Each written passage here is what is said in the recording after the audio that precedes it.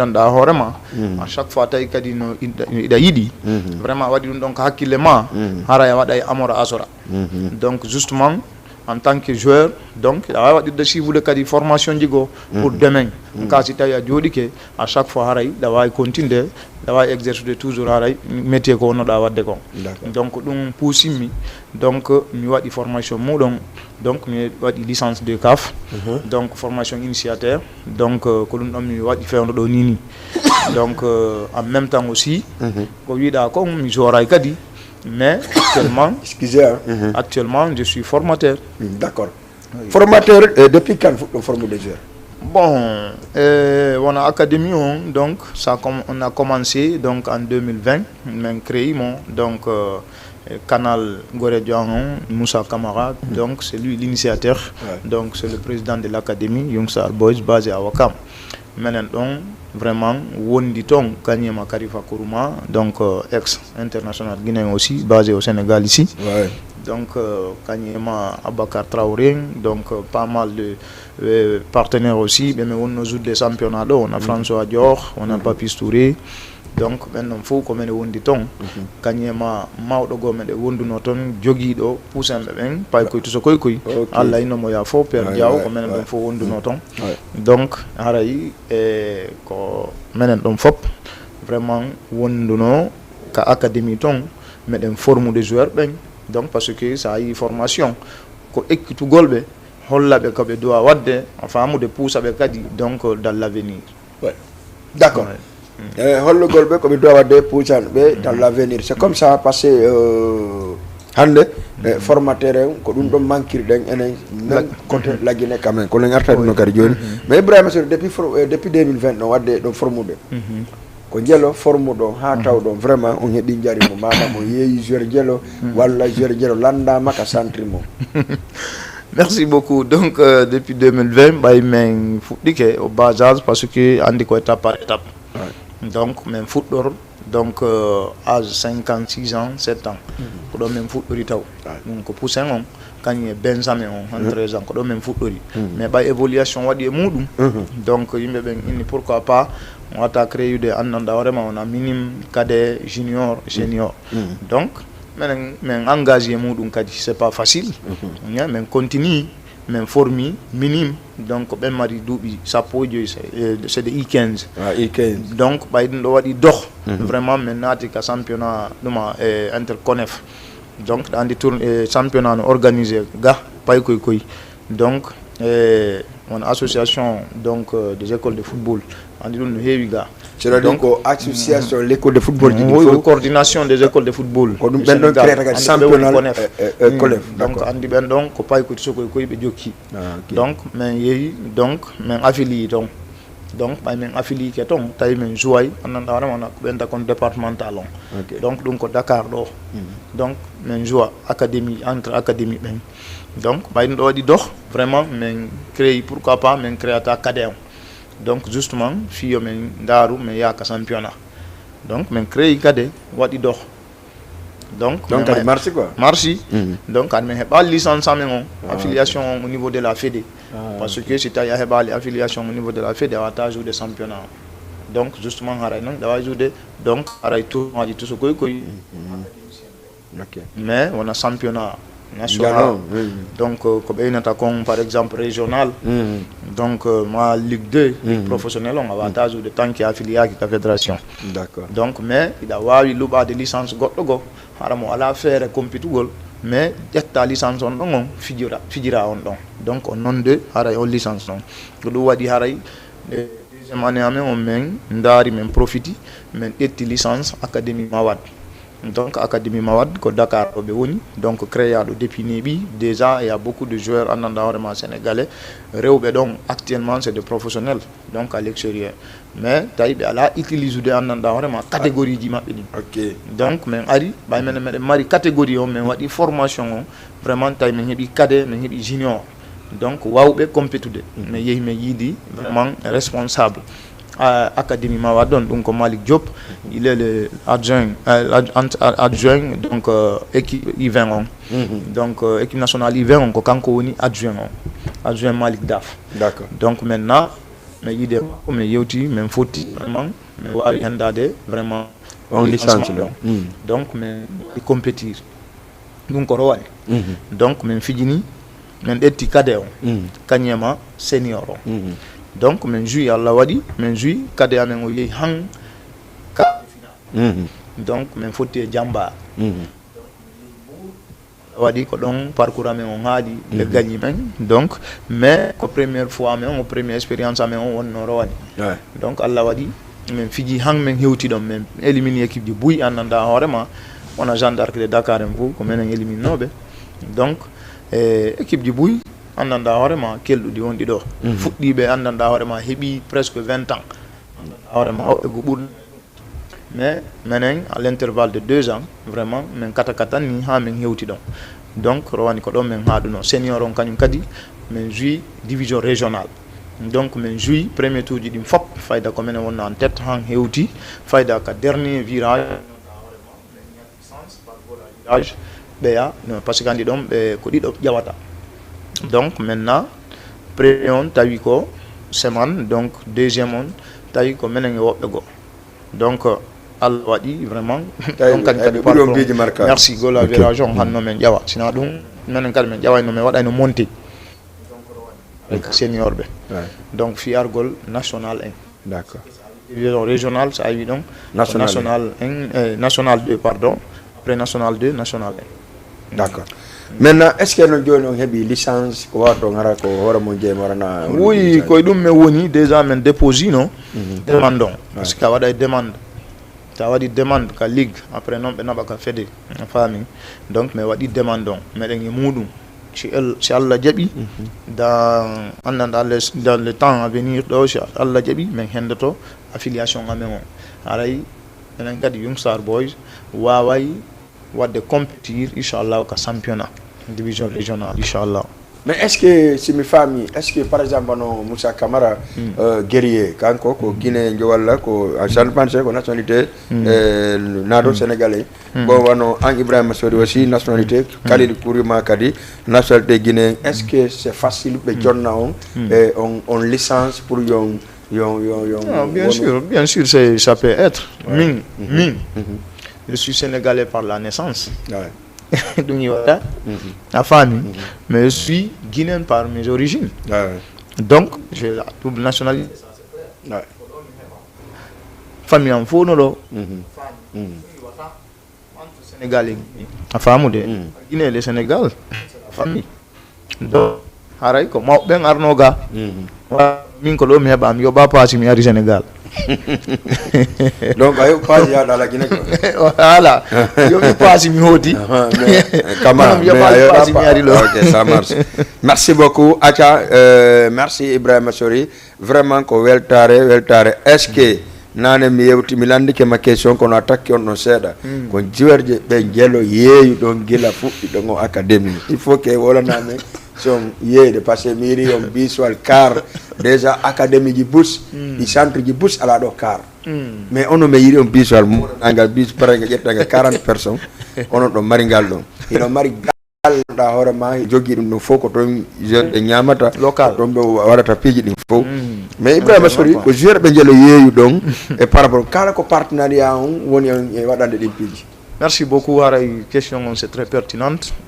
andi football à chaque fois ko ɓe innata football on no heewi andanɗa hoorema ɗuma quoi par exemple hande a woni e milieu de football on ko katotoɗa ko ɗaɓɓugol partenariat sa ala doole donc ko on partenariat ɗon watama wallude hande ɗi académie ji ɗeta ɗo no jandi fof wona Jambaren ou bien Génération Foot ko partenaire ɓe mari ko ɓen partenaire ɓe ɗon hokkiɓe doole hande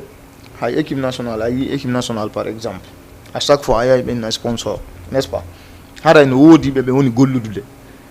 moyen ji maɓɓe tun kamɓe tun wawata ɓe waɗande ko ɓe faala kon à chaque fois fof kiɓe heɓa andanɗa hoorema woɓɓe wawɓe arde engage o ɗetta piijigo wallitoɓe fiyoɓe heɓu doole donc minen kadi noon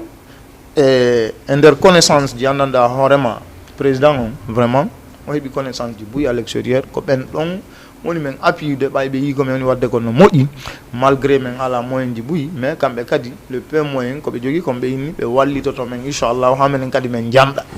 donc c'est à travers ɗum ɗon vraiment ɓe waɗi kuude men vraiment ɓe walliti men par ce que sa jokke pay koy ñande o ñande siɗa focus ɗo jougol par exemple na match amikoji a waɗata feere ñande o ittugol 40 000 en ma 30 000 en luwa car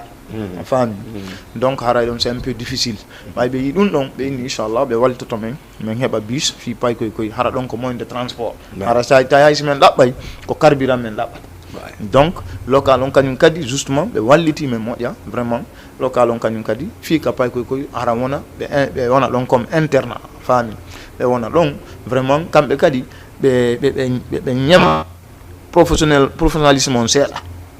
a faami donc haysi tawi wona à 100% mais à 70% kamɓe kadi koɓe won toon hara yannanɗa hoorema ce sont des pros ça c'est clair kono heeɓi yeeyaɓe seeɗa bon meɗen e muɗum mi natama ɗo mi yeeyi mais noon meɗen e laawol ngol Ibrahima Sori o yeeyi mena min anndi Jambar o yeeyi ɓeɗo gerjo non ɗo sigude min annda non ɗo transfert andi andi ce qu'on appelle transfert interne nder ton hakkude ga a faamude no woodi ɓe men jonni joueur ɓe a faamude ɓe jonni on mbuuɗi par ce que a joueur ɓe amen mbuuɗi annanɗa hoorema ɓe heɓuno présélection équipe nationale mais ɓe jonni on mbuuɗi non ɗum noon on sa c'est un cas privé ɗum noon sa non cas privé Sori ɓe jonni on mbuuɗi Jambar jonni on mbuuɗi Dakar Sacré-Cœur kadi no woodi ɓenen Jambar men jonnali ɓe joueur jo amen mais Dakar simplement meɗen mari joueur ɓe on ɓe Dakar Sacré-Cœur voilà parce que Dakar Sacré-Cœur no woodi joueur ɓe toon ɓen ɗon vraiment son talent mi yiiɓe ñande mi yan ɗon tawi ɓe pay ko yimi tun kay ko andi tinni andi c'est ça voilà merci beaucoup Ibrahima Sori mi yirima diplôme entraîneur e seeɗa wawi mecco kande fi on diplôme ba oui ko ɗum mi wima nanen mi tawi ay golle ɗen andi football o woni métier joni donc siɗa faala hewtude nokkeli goo fof ko heɓa diplôme o sa ala diplôme c'est très difficile waɗa piiji goo donc pour noon yimɓeɓe yo hooloma heɓa kadi anndanɗa hoorema waɗugol piiji goo justement ça demande haray diplôme o ko ɗum ɗon hollata vraiment ɗe golle ɗo vraiment a wawiɗe en même temps kadi hiɗa jokkiɗe o diplôme donc région laquelle diplôme moɓɗa ko diplôme niveau on ɗum oui ko ɗum waɗi somi wima ɗo on diplôme donc c'est ça qu'on appelle licence 2 CAF. Merci beaucoup. Donc licence 2 CAF donc no fuɗɗi taw ka formation formugol handicapé parce que piiji ɗin fof ko ɗon fuɗɗi ka base parce que sa daari ɗo wona hande Europe ko honɗum woni force maɓɓe on ko académicien ji ɗin kaka paykoy parce que ko paykun jandata paykun kono formirɗa ko wo kono eltirɗa ko wo ko noon kun jandirta donc hande sa moƴƴini ley pépiniére on a heɓay janngo mawde par ce que ko ɓen ɗon heɓata maturité janngo donc hande sa daari wona hay Sénégal o équipe nationale on koye pay koye koyetano joie ɗo fof wona Lamine Camara en Pape Matar Sarr en Pape Gueye en kaka académie ɓe yuuri kaka académie ɓe yalti ko ɗum waɗi hande force équipe nationale Sénégal on par ce que gonɗum koɓe eltaɓe ce qu'il y a ɓe fuɗɗi consommude anndanɗa hoorema professionnalisme ɗo Sénégal ɗo ɓe yawde Europe ko ɗum hokkiɓe sens hande ko ɗum waɗi hande kaɓe yeehi wo a yi Lamine Camara Nebal ko yi Sénégal ɗo génération foot mais nde o yawno Metz il s'est intégré vite o heɓali ay difficulté intégragol kanuma Metz par ce que ko ɗum waɗi ko wonno ɗo il est comme de professeur il est comme pro par ce que kala ko jannete toon a tawa ɓe jannete ɗo donc ɗum sa yeehi fi intégragol waɗugol intégration ka club c'est facile pour toi. Wawa jango e ko dona 6e gaw merci o gotum parce que si ɓe jannima ɗo a famude ayi ka porto ɓen ayi watti aron ka yigol non no wawi ɓe sawi de waɗu la gandimo merci parce que non no fandi voilà merci beaucoup acca en ƴakkide e téléphone arte noon ka en arta première partie wonno ɗen e Ibrahima Sori ça fait voilà 30 minutes 28 minutes yeeyi ka première partie en tout cas remercie gol tout le monde remercie gol kala téléspectateur ɓen et puis remercie kadi le monde de football par ce que ɗo gandi fewn ɗoni ni football on cama on no impliqué mum plus ko goɗɗum go salminen doyen Ceerno Telimile doyen Ceerno Telimile ko non des journalistes mon vraiment et sportif guinéen wonɓe ɗo doyen jo kadi ko salminaɗo moƴƴa apprécié mo ko salminen doyen Mané kadi andi Mané kadi vraiment voilà Seydi Mané kan kadi ɓe jokki ɗum woni salminen kadi doyen salminen Yaya Mali kan kadi mo jokki ɗi pigui haray ka côté rapportage grand Madaliou Dongol Touma en salminiɓe mi salmina ɗo kadi mawɓe ɓe annda hoorema en tout cas weldiɓe an kadi moɓɓe Ndalawa ɓe Maake Alaji Mumini Ndalawa kamɓe kadi ɓe salminama moƴƴa no feewi haray en accali kamɓe kadi vraiment situation ji ɗin ɗe renodiri noon Brahima Sori ka deuxième partie la Guinée qualifie no Coupe d'Afrique des Nations la Guinée yeeyi Côte d'Ivoire avant d'abord yomi araka la Guinée yeeyi Côte d'Ivoire la Guinée qualifie combien de fois Coupe d'Afrique des Nations la Guinée qualifie combien de fois Coupe d'Afrique des Nations merci ko 16e participation 16e participation maɗoni ça fait nder laabi sappo e jeego ɓe yaade Coupe d'Afrique des Nations mais ha hande la Guinée mi nanalno joui final sa ko ƴetta ko joui de ah bon ɓe joui de final ça c'est en 76 à 76 1976 ɓe joui final kamɓe e Maroc d'accord en 1976 la Guinée joui final kañum e Maroc honto ando mi andari d'accord ngarta e ɗum ɗon par ce que Ibrahima Sori en 1976 la Guinée Maria mi jibinaka donc non 1976 ɗum ayami non yewtafi ɗum ɗon la Guinée joue demi joue final contre maɓɓe Maroc donc Maroc piiɓe ƴetti coupe o Ibrahima Sori hikka yi parcours maɓɓe on comme no mi wi première fois noon la Guinée wanno Coupe d'Afrique des Nations yeeyi Coupe d'Afrique des Nations Côte d'Ivoire premier match maɓɓe foddi e Côte d'Ivoire e Cameroun ɓe waɗi 1-1 partout la Guinée heeɓi rouge par François Kamano iwɗen ɗon arɗen contre men e Sénégal e Gambie waɗɗen mo 1-0 mo heɓuɗen 4 points e sikkuɗen sen fotti e Sénégal en niilay walla piyen Sénégal waɗi en 2-0 e Cameroun waɗi Gambie 3-2 donc tawi hande kadi enen maya he mairie 3e Gambie Sénégal wona 2e Sénégal wona premier Cameroun wona 2e mais en yi Sénégal déjà e Cameroun déjà eliminama sur le sang kaɓe haadno ɓe eliminano ɗon e ka 8e de final ɓe elimina ɗum direct yiwɗen kadi la Guinée e Guinée équatoriale waɗi parcours molanaɗo par ce que 3 matchs 2 victoires 1 nul ko ɗum koto Guinée waɗi voilà mais Guinée équatoriale mais alhamdulillah rabbil alamin enen heɓden défaite goto match nul goto victoire goto mais arɗen ukkodiɗen e Guinée équatoriale wiɗen ɓe e ngal noon ko wawata wonde ko parcours kon no yirɗa équipe nationale o bon avant tout d'abord en inna félicitations donc haray Sili National donc une félicitation staff technique comme faut et félicitations kadi supporters ɓen fop kala Guinéen jogo hikkori donc justement haali déjà parcours maɓɓe on donc depuis premier tour hande Allah waɗi en qualifié quart de finale donc yi premier tour avant annanda vraiment Coupe d'Afrique comme fuɗɗade on parlait poule de la mort donc ɗum ɗon c'est bel et bien c'est poule de la mort ko noon le kadi woni ɗum ɗon hanki holli c'est poule de la mort ça c'est clair bon maintenant ayi la Guinée vraiment yimɓe buy no waɗi jiɓe liɓi équipe nationale on andi football andugol football on e yiɗugol ngol c'est fondé ko piiji ɗiɗi équipe nationale on yimɓe buy no woodi ko habbi équipe nationale on yahay ka woɗɗi no woodi kadi anndanɗa hoorema wannoɓe ni jiɓi liɓi la Guinée si tawi wawa ha yaltugol e on poule ɗon en tant que le Grand Cameroun et le Sénégal champion d'Afrique en titre donc tawta kadi Gambie le bête noire de la Guinée éliminoɓe gatuma ɓen en 8e de finale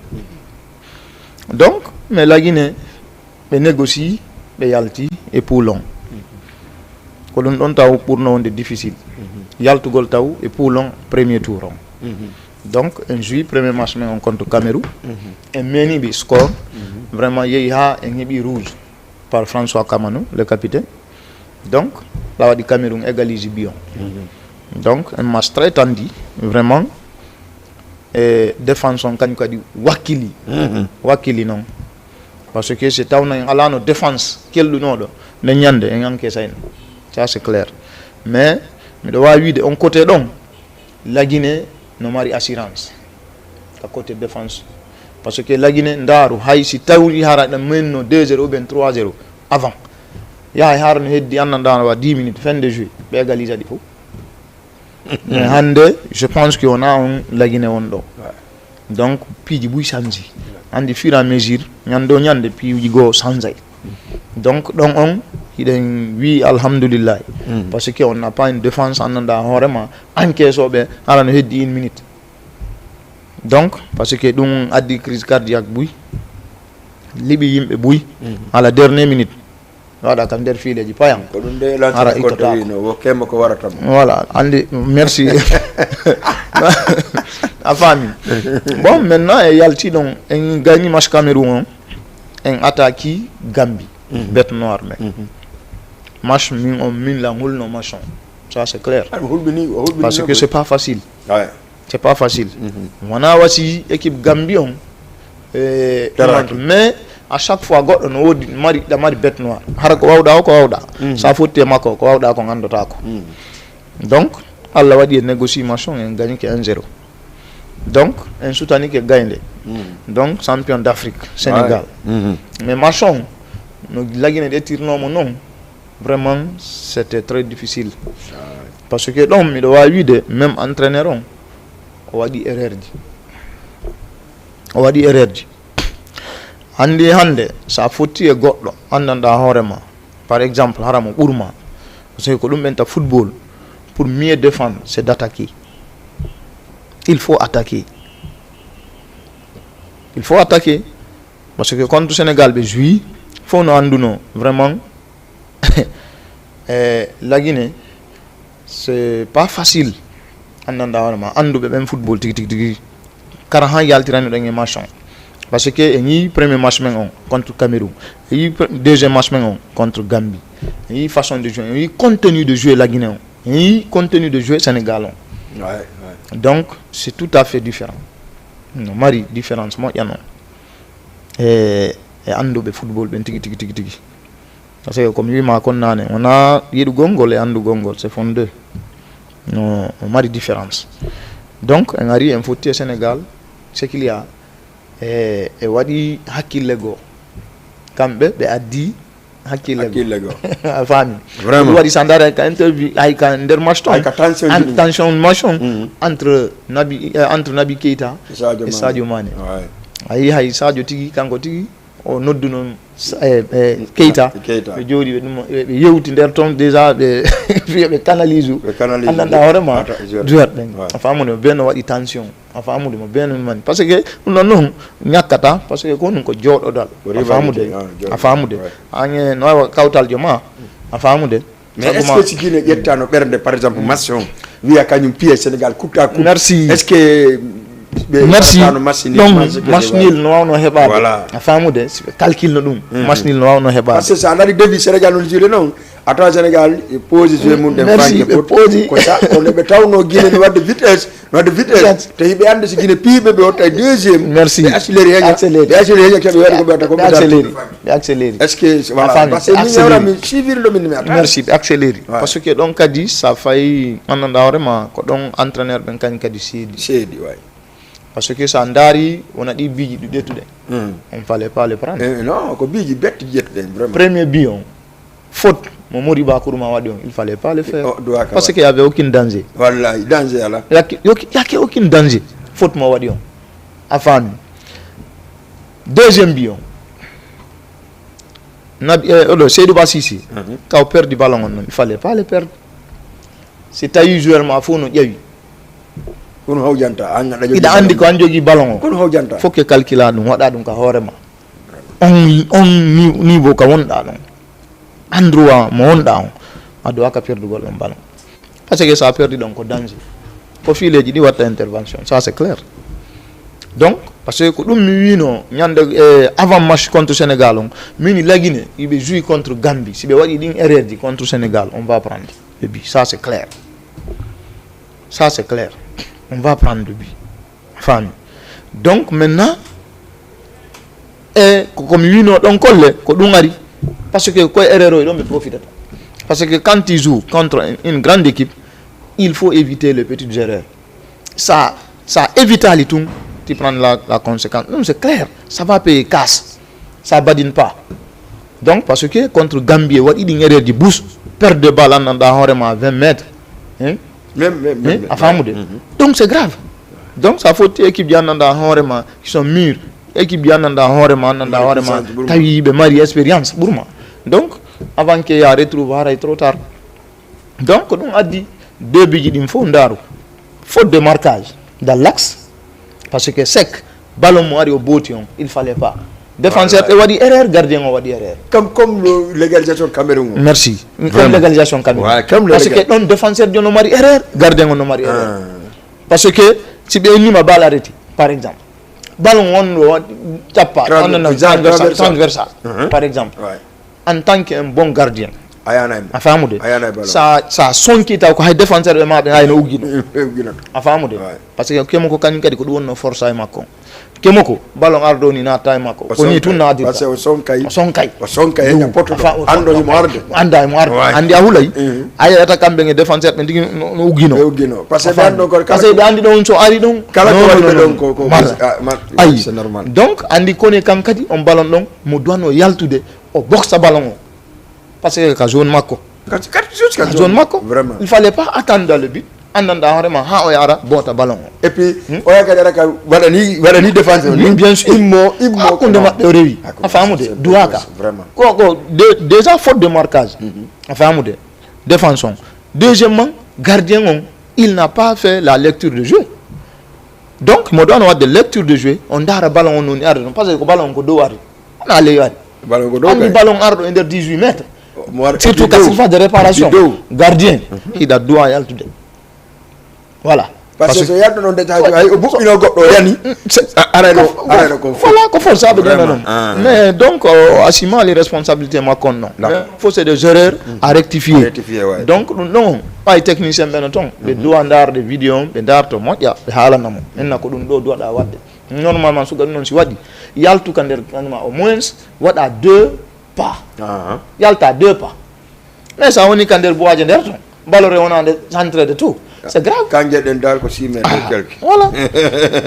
voilà d'accord Ibrahima Sori merci beaucoup ngakiday régime actuellement numéro téléphone ngong ender 20 minutes di ding allez wade 78 116 82 38 arteng et massime hanki jong Ibrahima Sori massime hanki jong et yi entre Guinée Équatoriale et la Guinée Conakry et yi hanki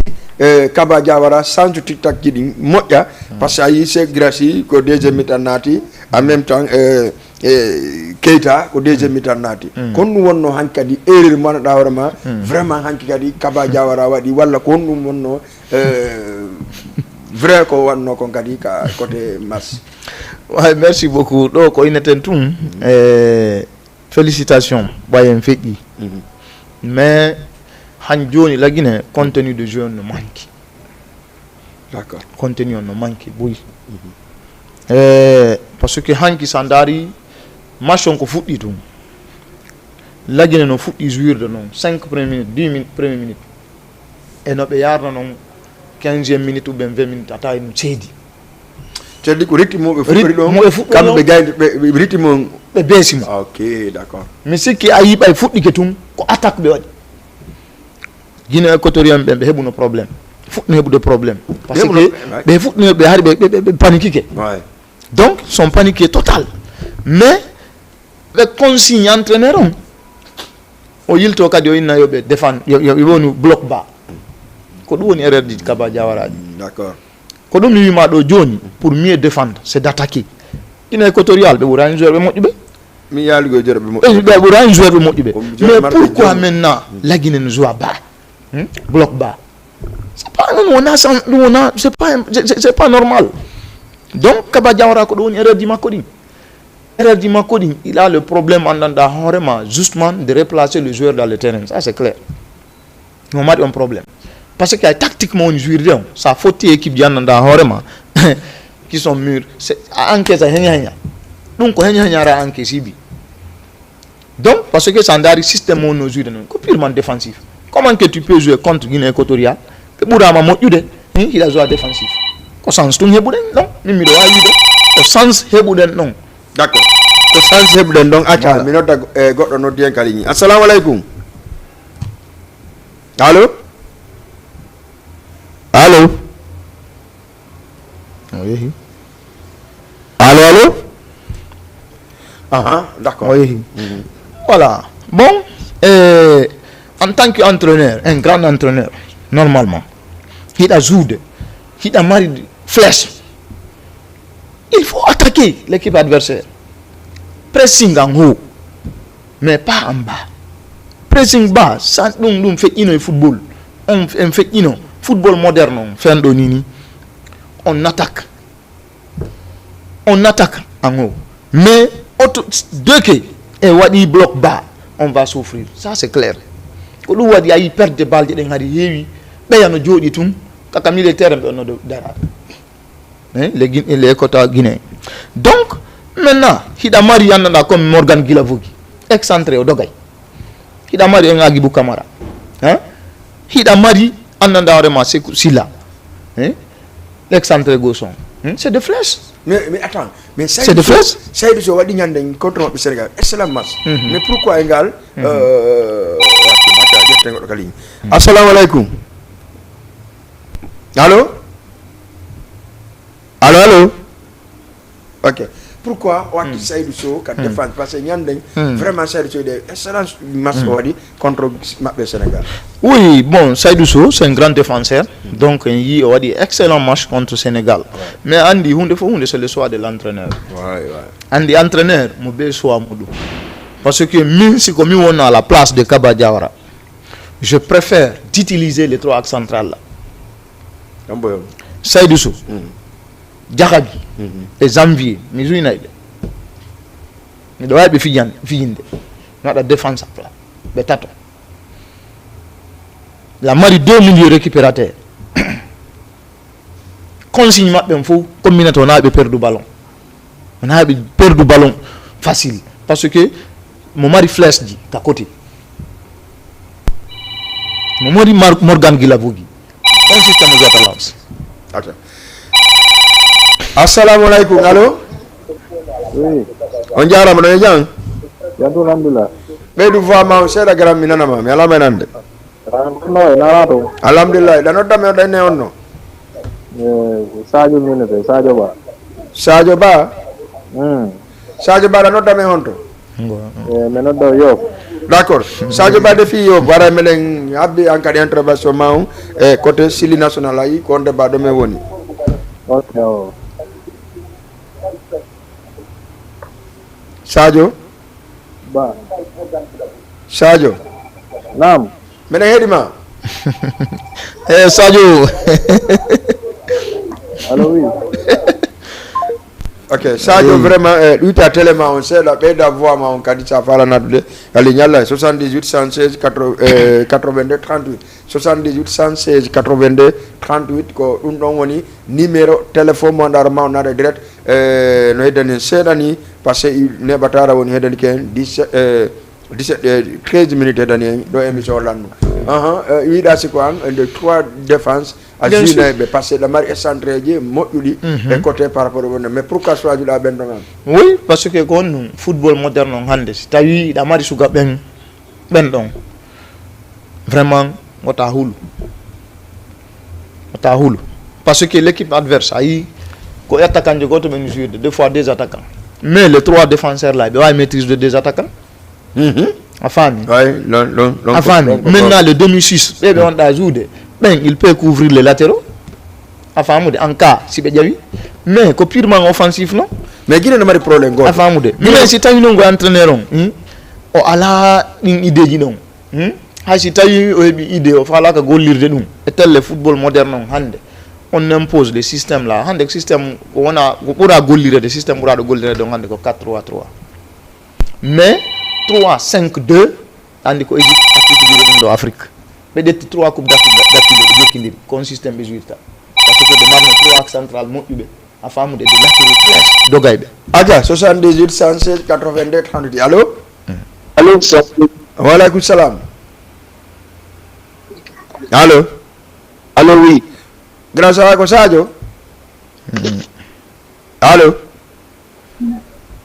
ligne moƴƴa hande régime je ne sais pas mi famari fiilo e koye toon si ko angesi ko noddoɓe mais c'est pas grave d'accord Égypte waɗi 3-5-2 3-5-2 oui acca ƴetten goɗɗo kadi kalimi allo Allô. allo oui Ouais, pardon, ouais. ça va no marsude Jando, alhamdulillah. kombo ko Sadio Non, non, on a ça. d'accord ɗa noddame honto ɗa make honno Ibrahima Diallo min on tawn do. Alaikum salam. Ibrahima Diallo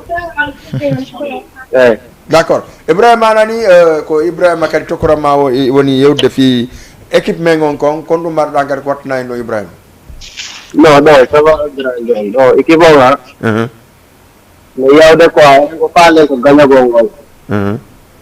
ya faami tawa jaware no wonde ko wawi toon ɓettino ko jeere men ɓaawa kontinde wona e ɓaawa maɓɓe kadi supportende quoi ɗum noon woni ɗum o objectif o wonen e ɓaawo Kaba Diawara supportemɓe supportemɓe won ɓeytude ɓaawa makko quoi par ce que ɗum noon woni objectif o nini o waɗan des jeux ɗumanniɗo quoi fotuɗo ya faami andi ko noon andi sande pan e mo kalno yiri noon par ce que andi équipe wonɗo e gagnade ɗon haray no moƴƴi ko saati o gagnaki o yiiɗa e rew wiya ko oɗa woni wadde c'est ça la vérité donc waray en ko ɗum wonde e wadde so Allah jaɓi nani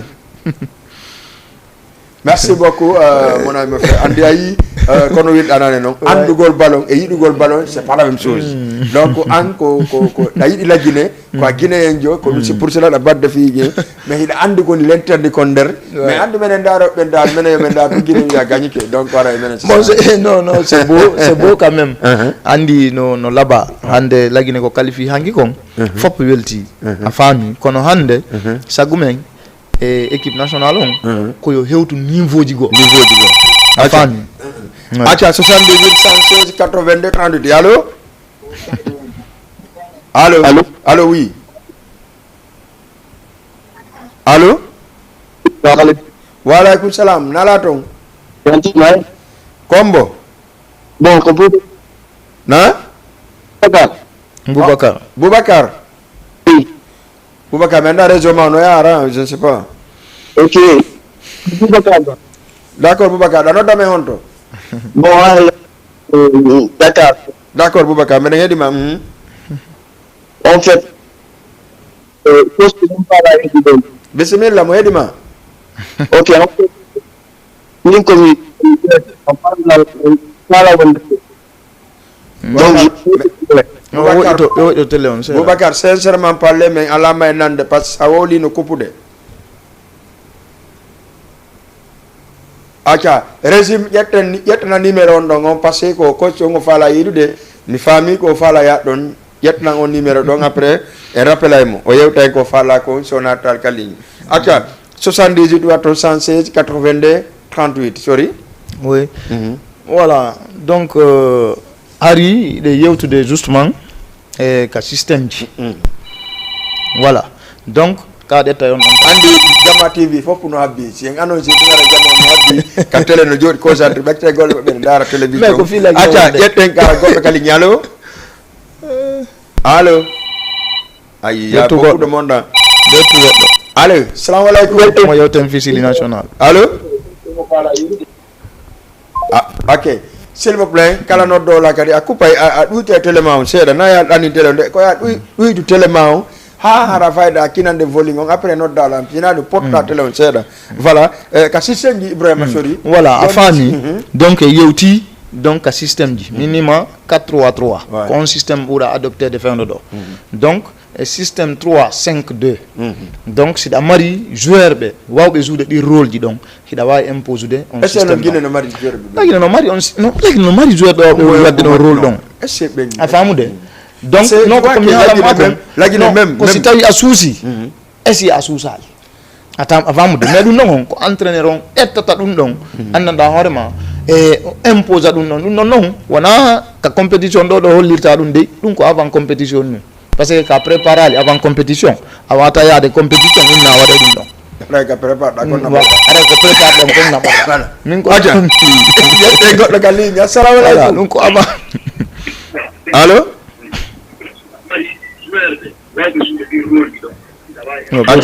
belo ga c'est bon régime c'est bon parce que vraiment jama ngambe garbe famata ko yewta ko mais ngin niyo so fala yewdon on duute tele mo ngon sela c'est vraiment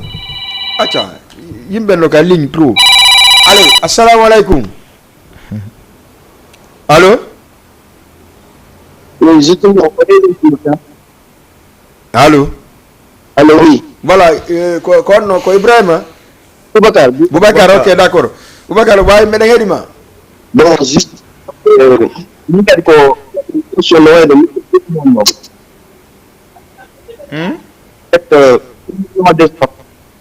mais bay woni ko football ko ben chose et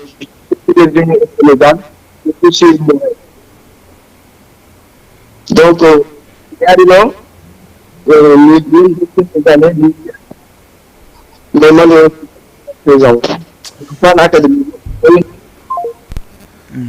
vraiment Boubacar il faut que régime jettame numéro ma Johnny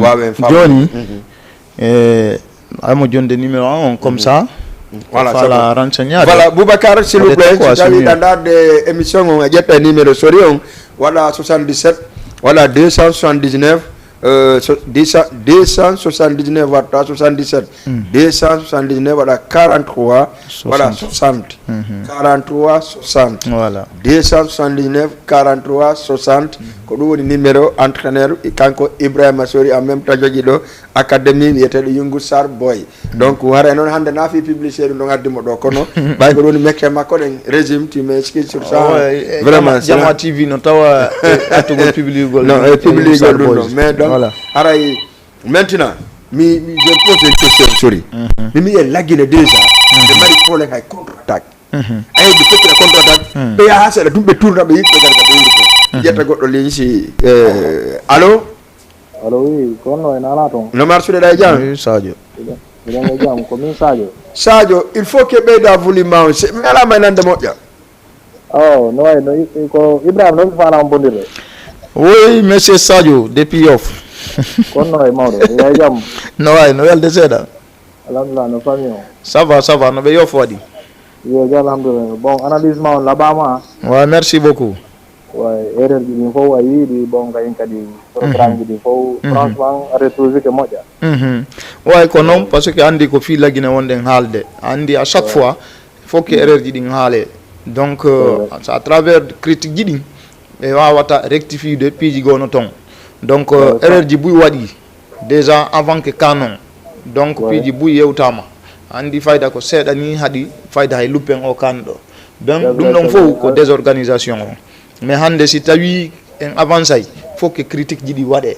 donc ande ko dum do woni mojjali ko dum do moji ko dum do duwa wadede ko dum do duwa ka wadede ko dum do wata en avancinde donc hande ayi lagine combien de fois Guinéen jonno yidi sport surtout football donc ayi hay contre Gambie ko gonga Gambie c'est une petite équipe mais lorsqu'on a gagné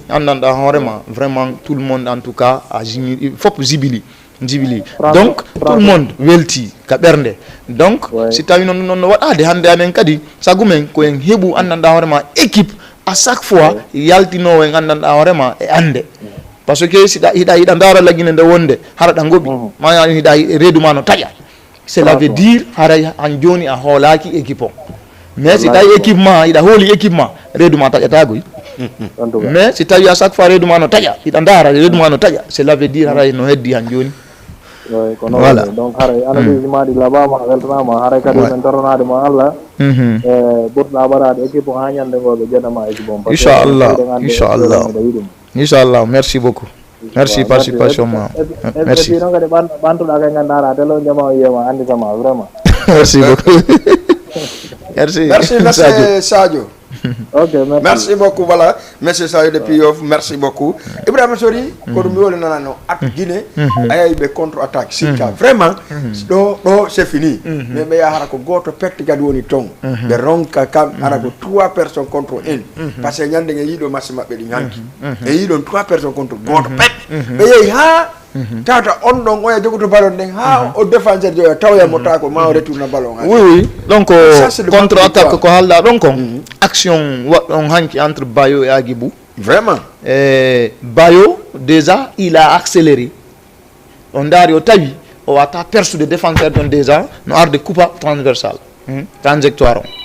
Afani. Mais ko do wadi so coulisani ballon on Agibou parce qu'il était mieux positionné. Mais erreur mo Agibou wadi on seda déjà il devrait accélérer. Première action on a dit mo ballon donc o accélère on attaque en surface. Mais ko relantio wadi o yariga ça afani o yariga il fallait partir tout droit ko peji didi penalty ou bien o marqué o protéger ballon mais il a pris le temps o yarini ko do wadi défenseur donc kadi a yidu mani o wadu crochet o coupi et donc si me famille dum no fo erreur des entraîneurs erreur des entraînements quand même parce que normalement qu'entraînement entraîneur ci tay ko professionnel mardo hakil ko si fadi piji do ada jannude goddo normalement normalement ko gonga c'est des professionnels mais ko ya andu kadi si be adi ka équipe nationale en tant qu'entraîneur no wodi ko jonnatabe no wodi ko beytantabe parce que ko hondu be ni wo l'entraîneur est le seul maître de l'équipe sa jangani dum woday ko beytandabe no wodi ko be ronkete hollede ka club ton angara hollabe ça peut être parce que hande sen calcul coupama c'est calcul jour européen africain c'est différent parce que yi Cameroun no joue tan malgré be piyama hikka mais yi joue Cameroun ben daru Guinée Équatoriale be daru ka 18 frappe ballon bien sûr ko non be marquer Côte d'Ivoire bien sûr regarde kala ko be woni jouer ko en tout cas daru Sénégal joni ay daru Lamine Camara par exemple ay mo yildo fio ka militaire kono ko un pas deux pas mo frappe bien sûr donc ko woni c'est tentative non andi dum no wona andanda horema joueur jon go afami wadugol frappe ko gonga goy entraîneur halanta ya frappe mais akira sama no bayo na pay ko pay ko won ko ka demi ma duma non holle équité de frappe andi frappe il faut mais a joueur de professionnel mon do nyaamude million ji ka goddo afami a ari a wadi a dribbler goddo ayi kam vide manya dum kan andanda hore ma ayi tout mais il faut essayer il faut enchaîner le frappe mais non gonko benta kon non ça dépendra le joueur parce que wobbe go ko e no teddi wobbe go ko e no teddi bela c'est wantarade à 40 mètres merci ayi l'ancien joueur l'ancien international nigérian sonde au lycée wana à 40 mètres on warka no biji makko wallahi mais enen ko dum don hide mankiri dum a famude de mankiri dum mais frappe non kadi ça c'est travail hein ça c'est travail joueur dion e hore mum individuellement da doit hebude dum joueur dion frappe de balle ko nanta be nay o joueur spécialiste wodo ko spécialiste jodum do coup de pied arrêté ou bien corner ou bien coup franc part de physique et tout ça dum fo joueur dion kan kadi a wakilo to dum non a wada dum non e hakille maade donc standard on a biji bu no manki à 30 mètres à 35 mètres à 40 mètres hein donc ko joueur dio wona garder mo do ala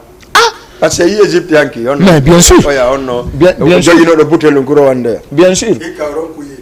voilà merci Gabaski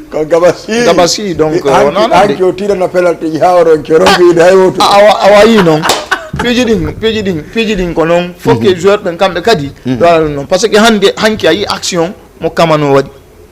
o naati han fendo ka surface de réparation derton o tiri ballon ay na tun ko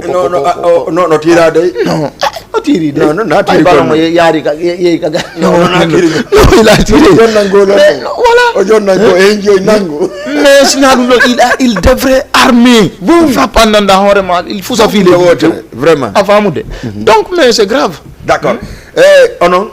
Ibrahima Sori Kaba Diawara souvent mi nanayi wonde on yewta onon e makko e saga mais est ce que hiɗo nodde Kaba Diawara yewto mo sita ɗi situation ji kanka ɗo rek hakkille makko ɗum walla fewon ɗo wala jobɗa e décroché téléphone fiita goɗɗo conseil mo ha feƴƴita non andi ko chaque fois andi football en tant que si tawi andi muɗum a heeɓi expérience e muɗum a heeɓi connaissance e muɗum a yii piiji gono ton a yewtay mais c'est très difficile Kaba c'est très difficile idée makko on ko idée makko parce que sa yi atuma Pascal Fenduno himo ton mais conseil ji gono woodi andanɗa hoorema entraîneur ɓen no woodi woɓɓe go hakkille maɓɓe ɗen ko hakkille maɓɓe en ɗum ɓe yarata c'est très difficile ay conseil ɗaɓe ɓe ma c'est très difficile c'est très difficile c'est très difficile donc maintenant sa daari wona hay joueur ɓe ɓuuyi andi joueur ɓe ɓuuyi o acci ko gonga c'est bien vrai ɓe waɗi comportement ji goo wona joueur ɓe goo mais non ndaru kadi ndaru kadi si tawi go acci ɗo la le meilleur joueur la Mambo Morlay Silla a faami non on ɗon miɗo wawi wiide ko ni waserenede waɗi ko on ɗon ko waserenedi holli waserenedi ko holli kon ɓe inni yo excuse o e près ɗimmoɓe makko ɓen o sali on ni watta ko ɗum noon ɗon din part Kaba Diawara mi undi e makko a faami donc woɗu joueur ɓen ko kaani quoi non ko probléme mayo noon ko probléme mayo kanko mo changedirno kanko mo wanno essence kanko Vinicius andi lagine joude e Brésil match amical ok et puis nayi noon ɓe gayni joude ɓe waɗi échange de maillot donc ɓe waɗi échange de maillot donc maillot makko on noon ronka yiyede donc o inni joni maillot makko on aray nandi ko joueur ɓen toon suuɗi ɗum mari donc il est obligé wigol yo joueur ɓen fof yo uddutu valise je mum ɗen o daara on maillot ko maillot Vinicius mo change non merci joni yitaka maillot merci après non kanko mettimo wona ɓe suuɗimo maillot merci parce que ko maillot Brésil way essaye ɗum ɗon noon way ko maillot Vinicius essaye non bay ko Real non voilà supporter ɓe Barça non écoute c'est grave andi ɗum noon pourquoi ɓe ƴetti maillot ɓe suuɗi andi ɗum noon c'est ridicule e suuɗa andi hunde erreur no waɗa a famude andi belade a ƴetta ɗo hunde goɗɗum mara ɗo nokko go yejjita kono non mais ko yejjita non mi alande tum mara yejjita non andi ko metti mais ko honno on mayo no yitira ay mayo yiyano ko ɓe arti mayo yiyano joni noon si tawi ɗum noon waɗi donc ɓay mayo yiyama ɓenni joni excuse voilà entraîneur o ñimmi excuse parce que ay menen tigui valise ja menen a furuyi menen en tant que entraîneur a furuyi valise je gore ma ɓen fou ene joni o excuse auprès de tes coéquipier on ni ko ɗum o sakkito ɗo wadde on ni waɗata a faami donc non c'est grave non c'est normal non c'est normal Kaba ça c'est trop orgueilleux a faamude voilà donc ɗum noon c'est grave malgré il est bon ko génération makko ni joude ɗo a faamude voilà sori émission men o lanni ha laaɓi Sénégal Côte d'Ivoire hannde avant taw en dernier Sénégal Côte d'Ivoire analyse la Guinée Congo vendredi kon ɗum marɗa ko yewtaɗo oui bon Allah waɗi hanki en qualifie quart de finale donc dans les douleurs so jamolanaɗo kono alhamdulillah équipe janno ko noon wata way ko noon si équipe janda ya ko noon équipe si janday a piyay janduɓe ɓe par ce que ko ɗum waɗi yimɓe buy hanki mi nanino haala ka yaasi en he jaga oɗo o poule jaka poule Sénégal ɗo ko poule de la mort ko ɗum ɗon ko pellet ko poule de la mort ni jaka parce que équatorial pays Côte d'Ivoire 4 pays organisateur Guinée ari pays Guinée équatorial kono ɗum ɗon haalorto bon c'est grave Guinée équatorial waddi et Nigeria match nul un but partout donc te match amical Guinée Nigeria Guinée pino be 2-0 Guinée pino Nigeria attention parcours Guinée je dis la vérité bon ɗon ɗenƴini yimɓe boyi hanki ɗenƴini yimɓe boygoyi boyi ɗenƴi ke fi non hanki fi équipe Guinée oui bien sûr non Bayo franchement hiɗen andi no Guirassy no tek makkonɗa non oui Guirassy so neeɓi e nder match o heeɓi occasion o marquay goy ça c'est clair ko ɓay tum fenɗo actuellement il n'est pas en jambe comme ça quoi blessure mo heeɓi noon vraiment jusqu'à présent ça joue o lannali artude à 100%, mais il se maintient woni wadde seeɗa mais fur et à mesure no gasa ɓay noon de yarde noon avec l'entraînement qu'il suit no gasa artay, mais quand même c'est pas mal côté attaque lagine on inay tum gonga ɓe lagine markata kono nen koye gandu ɓe ala heɓude balle facile kadi goy. Non, ɓe ɓaari ko équipe yombuɗo taw ala heɓude ballon facile fes, ça c'est clair. C'est quand même Naby Keita et non, rentrer Macon, oui, c'est bon. C'est bon, rentrer Macon. A femme de Bayari, on t'a 10 contre 11 wanding. Donc c'est bon, rentrer Macon. 10 contre 11. Il y a 10 contre 11 wanding. Non,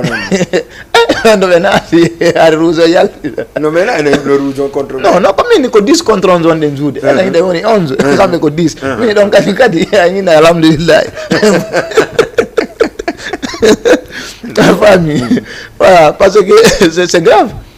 C'est grave. Sinon, normalement, si tu as eu à dominer, à 10 contre 11, à 10 contre 11, on a donné un penalty. C'est pas normal. C'est pas normal. C'est pas normal. C'est pas normal. Quand on dit que consigne Kaba Diawara, hédité moya. Nanu, quand on pose consigne Kaba Diawara, on a Haaland des joueurs en tant qu'un grand entraîneur, Haaland. Parce que ko hondu wadi Kaba Diawara premier consigne mo joni be ko bloc bas ko be défendu. Non, c'est pas normal. Ben no attaque man attaquata be. Il faut attaquer pressing ngo. On doit di souffrance la Guinée. Mais voilà, 11. Mais heureusement Allah wadi be ya hoti rouge. Mais hari be jodi hore men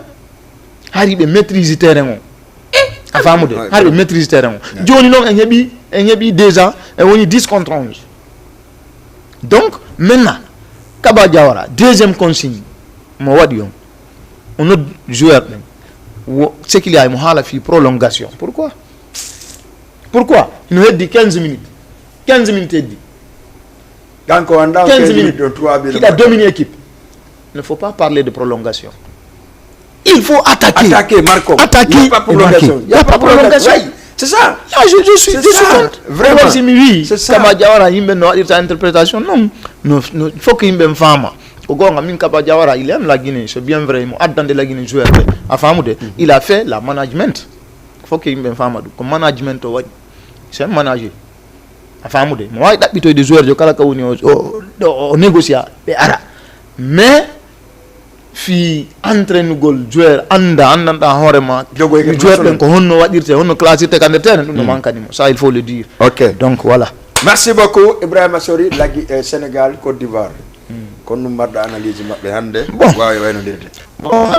les champions d'Afrique no joude déjà yi hay critères ji di Côte d'Ivoire déjà jonnama ka premier match mabbe mi tumbe joie mi inni o équipe Côte d'Ivoire do convaincre parce que mi contenu de joueur parce que football sa ndara équipe andanda horema wado goddum ma woddotodo ko contenu de joueur ndarata. Mais Côte d'Ivoire be gagnike contre ko Guinée-Bissau be pino 2-0. Donc mais Marshall on l'a le football andanda horema parce que Guinée-Bissau de nyande harbe marno joueur be expérimenté be yeso occasion ji be hebuno dim fo be marka no ko match ni leal tayno ma be gagna parce que be hebuno occasion ji mais be markal. Donc maintenant Côte d'Ivoire yi parcours mabbe ko équipe repesado mais non ko wori kon aynatu équipe repesado no hulbini équipe repesado hulbini surtout ko pays organisateur donc ko pays organisateur no hulbini parce que haray be detti dispositif oui. Et puis déjà Samuel Eto'o on a commandé Didier Drogba il a fait 40 millions chaque joueur. Donc et puis écoute hanki Guinée Équatoriale 656 millions si be gagné 656 millions ko dum président on remercie be ko be qualifié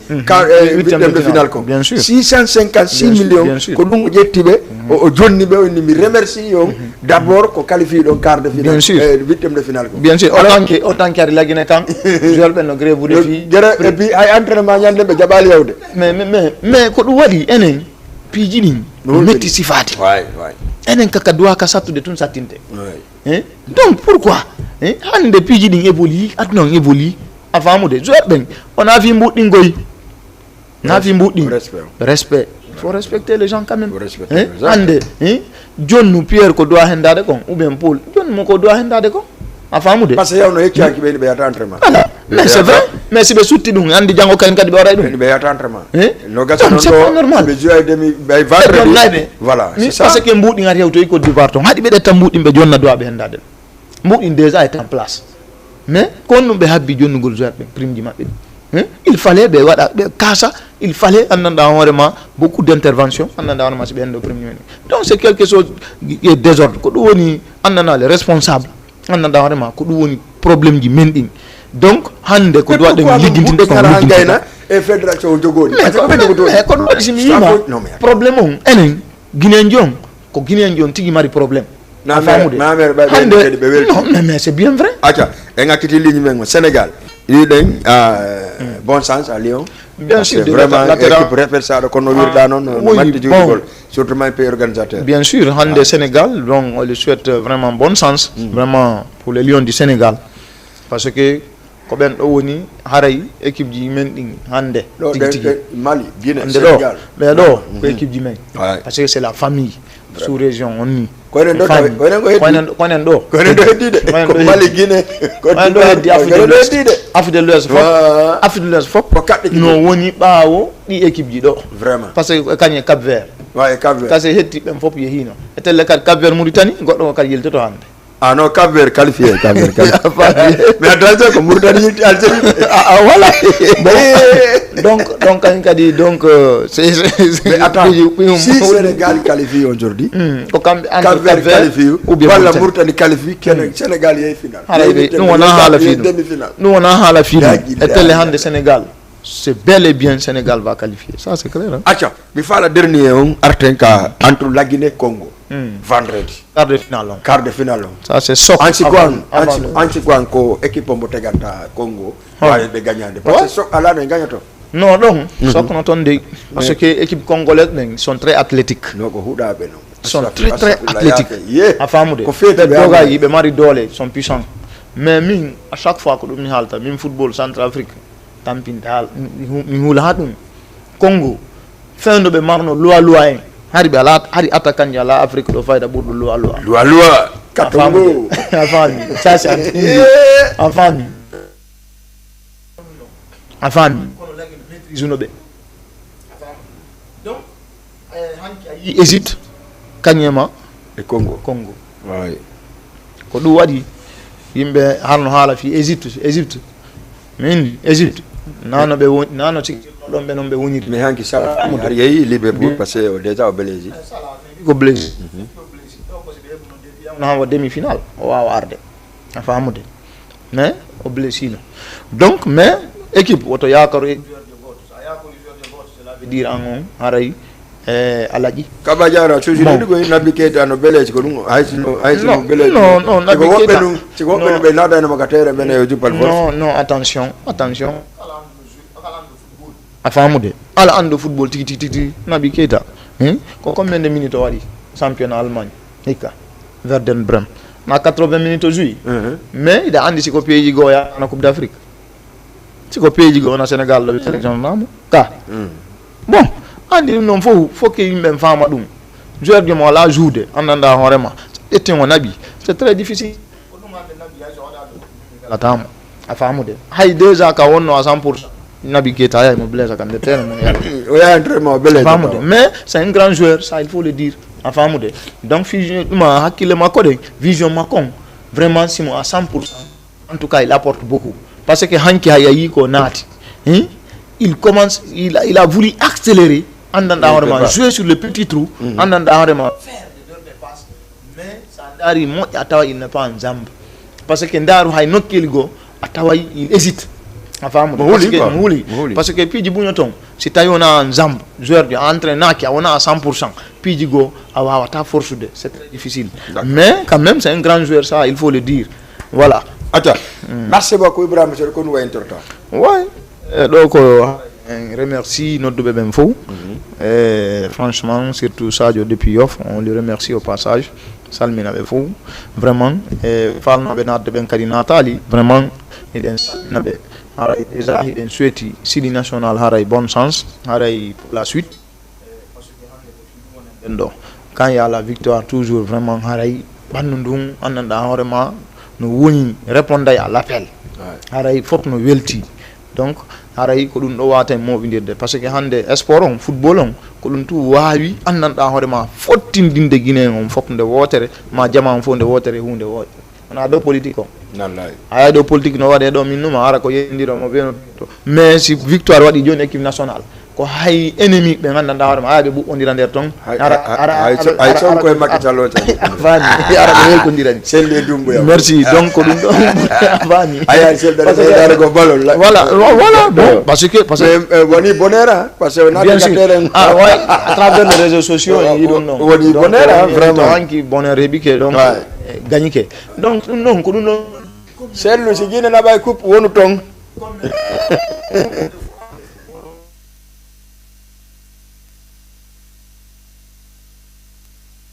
le but est rentré ayi vraiment jubilé vraiment salué avec bon moɓe welti quoi donc ko ɗum ɗon woni force on hande awa Guinée on fof ko ɗum ɗo wawa wonirde donc hande ko ɗum ɗon waten naɓa avancinde ko ɗum ɗo wata naɓude yesso parce que Guinée est une famille donc aray mi hiwro Guinée on fof ngaybu vraiment kannade naxe donc la Guinée est une famille bon vraiment on farde justement Jama TV donc on ganou en tout cas la Guinée football a fait fala surtout parcours en na baax premier tour hang e fana den na reki donc on ga équipe félicité on ga la Guinée supporter binim félicité den na vraiment on ga fala vraiment chapeau à l'équipe nationale souhaite une bonne continuation vraiment suite de la CAN donc merci beaucoup à tout le monde. Très bien, merci beaucoup. Ara économie andini non ka début de la départ de la émission départ émission mais andi non ko Ibrahima Sori le initiateur entraîneur jogiiɗo ɗo kay piiji buy e côté kala kadi faalaɗo e participude ka centre maɓɓe Yungu Sarboy o jonni numéro téléphone makko on ko 77 watton 279 43 60 ko ɗon numéro Ibrahima Sorion e ay ɗon andi équipe uji joueur ɓe mari ɗum bus haray ɓe mari ko joueur on wona ɓe mari ka joueur o ñaama haray ko ayaro aɗa eskiroɗa windoɗa yoɓa ka duwa yoɓede kon taweɗa ɗon jangga jougol ballon haray noon Boubacar si je me trompe pas ko Boubacar o nodduno nane haray a ƴetta numéro sori on 77 watta 279 43 60 ɗum a wawi mo hendade haray salmini wonnoɓe darde ɓe fof sportif ɓe fof ɓe salminiɓe yiɗoɓe Guinée ɓe fof Guinée kadi en salmini ɗum en toranike Allah yo Allahu latno naɓu en final e ngal coupe d'Afrique des nations enen kadi génération men on heɓa ɗum noon ko welto mi adda noon kadi piihu gotum watta noon kadi yiila e haalaji ɗin ka laawol hiɗon andi ka e pays goɗɗo wonɗen hiɓe yiɗi en ha in tawi ɓe añi en ɓay ɓe acciɗen ka men kono noon mi toriki o mijeji on sport no wawi adde 3e guerre mondial watta noon yiila kadi noon à 95% ka jibilata o ka jibilata sa tawi goɗɗo falama mettidde ka jibilata ɗon pottomo andinamo an wona a guerentejo ko juste sportif ko fijidaru e jaleɗe woni sportif yagal ngal woni e football noon ko noon wawata wonirde ko ma gagnoɗa walla gagnoɗa walla waɗa machinini sewtu noon ko gagnoɗa walla gagnoɗa ara machinini ala ɗo par ce que dari hanki ko Égypte Congo tawi naafi machinine wowlete o wonte ko hombo feƴƴata ka witte ka quart de finale. Merci beaucoup. Merci à tout le monde. Merci aussi régime en tout cas me welten ki moƴƴa kala wonnoɓe dada ka page Facebook haramɓe ɗe welten noon si Allah ulanno jaaɓi en jeudi 22h destination 23h haray enen invité ɓe ko kadi merci beaucoup à vous tous haray mi salmima bon sens aussi à Lion de Sénégal à 21h ce soir.